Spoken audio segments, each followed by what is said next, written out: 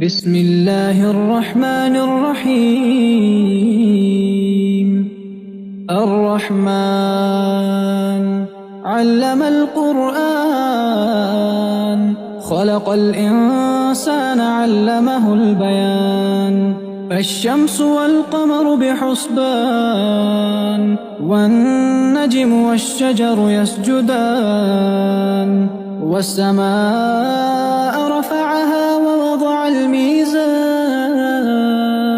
ألا تطغوا في الميزان وأقيموا الوزن بالقسط ولا تخسروا الميزان والأرض وضعها للأنام فيها فاكهة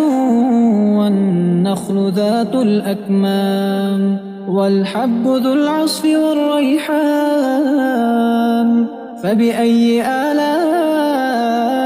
ربكما تكذبان